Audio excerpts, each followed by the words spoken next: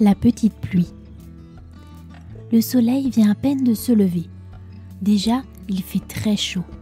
Rachel est levée depuis bien longtemps. La case est vide, tout le monde est dehors. Le papa de Rachel prépare des houes. Il faut aller travailler dans le champ de mil. Nous sommes dans un village de brousse au Burkina Faso. À côté de chaque case, il y a le grenier à mil. Cela ressemble à un immense panier en paille de 2 mètres de haut, posé sur des pieds en bois. Tous les jours, la maman de Rachel puise dans ce panier pour nourrir la nombreuse famille. Quand la réserve diminue, les repas diminuent aussi.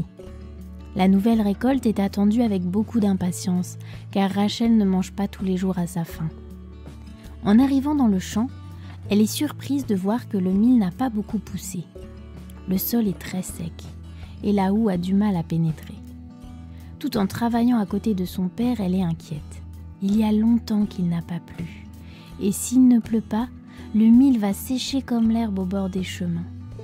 On pourrait bien arroser, mais il n'y a pas de puits à proximité pour aller chercher de l'eau. « Je ne voudrais pas que cette année il y ait la sécheresse comme l'autre année, » se dit-elle. Elle avait beaucoup souffert l'année dernière de la sécheresse. Les repas étaient très légers et tous les jours elle sortait du repas avec la faim qui lui tenaillait l'estomac. « Qu'est-ce que je peux faire ?» se demandait-elle. Elle a trouvé. Elle pose sa houe, elle s'éloigne vers l'extrémité du champ. Elle ne veut pas être vue par son père et quand elle est hors de la vue de celui-ci, elle se met à genoux, tranquillement, et se met à prier. « Seigneur, tu es tout-puissant, tu fais tout ce que tu veux sur la terre comme au ciel. Je ne veux pas que cette année soit encore une année de famine. Alors s'il te plaît, envoie vite la pluie avant que le mil ne sèche sur pied. » Elle reste un bon moment en prière. Elle veut être sûre d'être entendue par le Seigneur.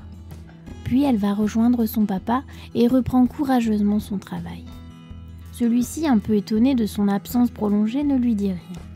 Mais ce qui le surprend, c'est que Rachel s'arrête de temps à autre et lève la tête pour regarder le ciel, toujours bleu. Tout à coup, elle s'écrie « Papa, regarde, des nuages arrivent vers nous !»« Ah, s'il pouvait pleuvoir !» lui répond son père. Rachel est confiante, elle lève la tête de plus en plus souvent. « Je suis sûre que la pluie va arriver !» se dit-elle. En effet, les nuages sont de plus en plus gros et de plus en plus sombres. Enfin, la pluie se met à tomber, fine, chaude et bienfaisante. Elle arrose tout le champ. Le mil reprend des couleurs et même il se redresse. Le sol était tellement sec qu'il faut attendre quelques minutes pour qu'il change de couleur. Rachel est si heureuse. Le Seigneur l'a entendue et lui a répondu. Elle sourit. Elle voudrait que ces gouttes d'eau ne s'arrêtent jamais. Après quelques instants, les gouttes s'espacent de plus en plus. C'est fini, la pluie est passée. « Dis, papa, tout à l'heure, tu sais, quand je suis partie, eh bien, je suis allée prier pour que le Seigneur envoie la pluie.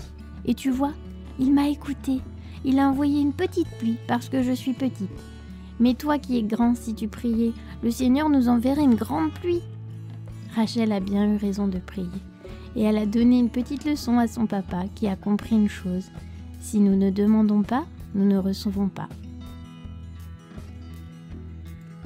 Beaucoup d'enfants africains mangent tous les jours les mêmes choses pendant toute l'année et beaucoup d'entre eux ne font qu'un seul repas par jour.